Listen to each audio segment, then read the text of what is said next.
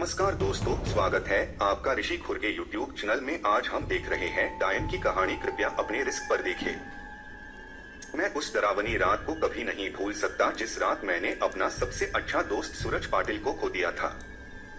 सूरज और मैं बचपन से ही एक दूसरे के साथ थे। सूरज मेरा दोस्त कम और भाई ज्यादा था। 10वीं कक्षा के बाद हम दोनों ने लातूर के एक प्रतिष्ठित कॉलेज में प्रवेश लिया।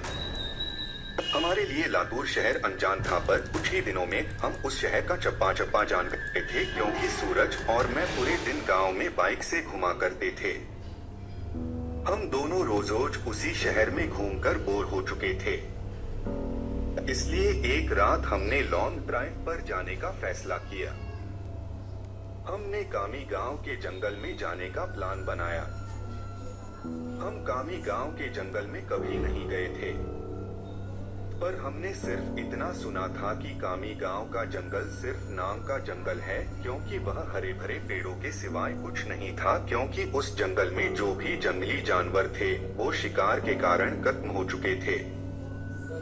इसलिए रात में लॉन्ग ड्राइव पर जाने के लिए वह जंगल बिल्कुल सुरक्षित था। और उसी रात पूर्णमासी की रात भी थी, मौसम भी अच्छा था। इसलिए मैं सूरज के साथ कामी गांव के जंगल में जाने के लिए राजी हो गया। रात के 11 बजे हम कामी गांव के जंगल में दाखिल हो गए। हमने जैसा सुना था वैसे ही जंगल का रास्ता मक्खन की तरह मुलायम था। हमारी बाइक हवा से बातें करने लगी थी। वाकई बहुत मजा आ रहा था, पर मुझे इस बात से हैरानी हो रही थी कि हम जंगल के इतने अंदर दाखिल हो चुके थे, पर तब भी हमें रास्ते में एक भी गाड़ी दिखाई नहीं दे रही थी। जंगल का पूरा रास्ता सुनसान पड़ा हुआ था। तभी रास्ते में हमें एक पुल दिखाई दिया। सूरज ने उस पुल के बीचों बीच बाइक रोक दी। वह अंग्रेजों के द्वारा नदी में बनाया गया 100 से 200 साल पुराना ब्रिज था।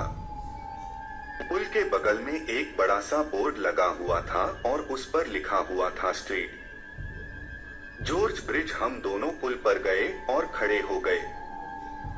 पुल के नीचे से नदी बह रही थी और कोमल हवाएं चल रही थी। नदी के बहती हुई पानी में चांद दिखाई दे रहा था। इतने में दूर जंगल से भेड़िए की रोने की आवाज आई और पुल के ऊपर से बहने वाली हवाएं अचानक रुक गई। नदी का पानी थम सा गया और चांद एक काले बादल के पीछे गायब हो गया। तभी हमारे सर के ऊपर से एक टिटहरी भयंकर आवाज में चीखती हुई मंडराने लगी। मालूम वो हमसे कह रही थी कि यहाँ से जल्दी से भाग जाओ। मैं सूरज, यहाँ कुछ अच्छा नहीं लग रहा है। टिटहरी का चीखना मतलब हमारे चारों तरफ खतरा मंडरा रहा है। हमें जल्दी यहाँ से निकल जाना चाहिए। सूरज, अरे भाई, कुछ अशुभ नहीं होता, बस ये अंधविश्वास है। यहाँ खड़े रहो और चुपचाप नजारा देखो। तभी मैंने सूरज से कुछ दूर पुल के पास एक औरत को खड़े देखा। दूर से तो वो दिखने में सुंदर लग रही थी, पर वह पुल के नीचे नदी में झांक रही थी। मैं उसकी तरफ देख ही रहा था कि इतने में वो औरत पुल के ऊपर चढ़ गई। मैं सूरज, अपने पीछे देख, वो औरत क्या कर रही है। सूरज ने पीछे मुड़कर देखा। वो औरत अभी भी पुल के रेलिंग के ऊपर चढ़कर नदी में देख रही थी। सूरज भाई, वो खुदकुशी करने की कोशिश कर रही है। सूरज ने मुझसे कहा। खुदकुशी, ये शब्द सुनकर मेरे हाथ पैर कांपने लगे, क्योंकि जब मैं एक बच्चा था तब मेरे दादाजी ने खुद को फांसी लगा करके खुदकुशी कर ली थी, और वो मैं ही था जो उन्हें पहली बार फांसी पर लटकते हुए देखा था। इधर सूरज उस औरत को रोकने के लिए उसकी तरफ भागा, लेकिन मैं वही खड़ा रहा, क्योंकि फांसी पर लटकते हुए मेरे दादाजी मेरे सामने आ रहे थे। सूरज तेजी से चिल्लाया, अरे चाची, क्या कर रही हो, उतरो, वहां से गिर जाओगी। सूरज की आवाज सुनकर मैं होश में आया। सूरज उस औरत के बहुत ही करीब जा पहुंचा था और तभी वो औरत नदी में कूद गई। तब तक मैं दौड़ते हुए सूरज के पास जा पहुंचा। वो औरत हमारे सामने नदी में डूब रही थी और चीख रही थी, बचाओ बचाओ, पर हम उसे सिर्फ डूबते हुए देख रहे थे, क्योंकि हम दोनों बहुत ज्यादा डर गए थे। वो औरत मदद के लिए बुला रही थी। फिर तभी सूरज ने अपनी टी शर्ट उतारा और पुल के रेलिंग पर चढ़ गया।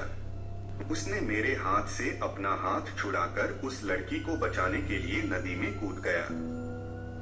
सूरज नदी में कूदते ही उसने अपने आसपास देखा तो उसे वह औरत कहीं भी दिखाई नहीं दे रही थी। उसने सोचा कि वह डूब चुकी होगी। फिर उसने गहरी सांसें ली और पानी के अंदर डुबकी लगाई। कुछ देर बाद वह पानी के ऊपर आया, लेकिन वह लड़की कहीं नहीं दिखाई दे रही थी।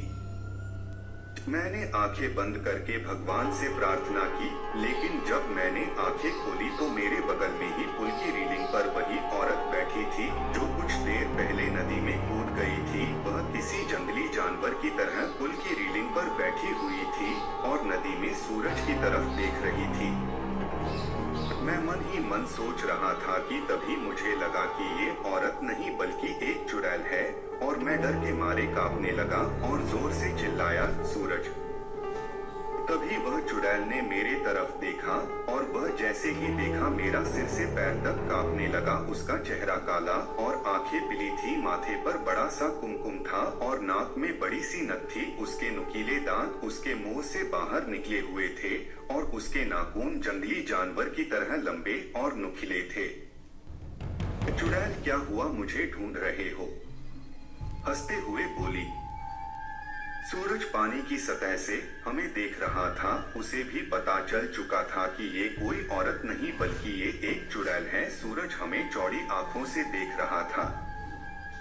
मैंने सोचा अब ये चुड़ैल मुझे इसी पुल पर चीर-फाड़ कर मार डालेगी और फिर मेरी कच्चे मांस को चबा चबा कर खा जाएगी, क्योंकि मैं अकेले ही उसके पकड़ में आ गया था और डर ने मारे में पेशाब कर दी। चुड़ैल, डरो मत, मैं तुम्हें नहीं, उसे अपने साथ नदी में ले जा रही हूँ। जब मैं ये सुना तो मेरा दिल डर से दहल उठा। मैंने सूरज से चिल्लाते हुए कहा, सूरज, जल्दी से पानी से बाहर निकलो, नहीं तो ये चुड़ैल तुम्हें पानी में ले जाएगी। सूरज पूरी तरह से डर गया था। उसके हाथ पैर सुन्न हो गए थे। उसे एहसास हो गया था कि वह नदी में से बाहर नहीं निकल पाएगा, क्योंकि वह नदी के बीचों बीच था। चुड़ैल मेरे तरफ देखकर मुस्कुराई और फिर नदी में छलांग लगा दी। सूरज आखिरी बार चिल्लाया और चुड़ैल उसे पानी में अपने साथ ले गई। कुछ देर तक पानी में से बुलबुले निकलते रहे, पर कुछ देर बाद वो भी बंद हो गए। मैं आंखें फाड़-फाड़ कर नदी में देख रहा था और सूरज को पुकारता रहा, और इतने में नदी के पानी में खून दिखाई दिया। मेरी आंखों में आंसू आ गए और मैं समझ गया कि उस चुड़ैल ने सूरज को मार दिया है। मैं वो सदमा बर्दाश्त ना कर सका। मेरी आंखों के सामने अचानक अंधेरा छा गया और मैं उसी जगह पर बेहोश हो गया। जब मुझे होश आया तब सुबह हो चुकी थी। मैं 4-5 लोगों से घिरा हुआ था। पुल पर काफी सारे लोगों की भीड़ जमी हुई थी। लोग पुल के नीचे झांक कर देख रहे थे। मैं उठा और दौड़कर पुल के पास गया और देखा पानी में नदी के किनारे सूरज की लाश तैर रही थी। उस चुड़ैल ने बड़े ही बेदर्दी से सूरज के सीने से दिल निकाल लिया था। मेरा सबसे अच्छा दोस्त मुझे छोड़कर चला गया था। उस दिन मुझे कामी गांव के लोगों से पता चला कि उस नदी में 100 साल पहले से किसी चुड़ैल का वास था। असल में हुआ ये था कि अंग्रेजों के जमाने में एक अंग्रेज अफसर ने सुंदरा नाम के एक औरत का बलात्कार किया था। ये बात आसपास के हर गांव में फैल गई थी। इसी कारण सुंदरा से गांव की कोई भी औरत बात नहीं करती थी, क्योंकि सब लोग कहते थे कि उसकी पवित्रता नष्ट हो चुकी है। गांव के लोग उसे हर दिन ताने मारते थे। कुछ दिन बाद सुंदरा के पति ने भी उसे छोड़ दिया। तब सुंदरा अपने घर चली आई। काम ही उसका मायके था, लेकिन वहां भी उसे बहुत सारी बेइज्जती झेलनी पड़ी।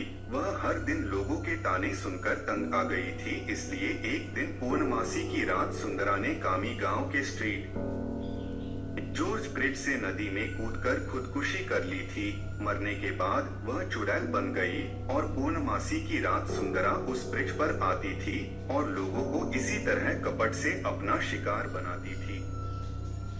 कामी गांव के कुछ बुजुर्ग लोग ये भी कहते हैं कि 100 पुरुषों या लड़कों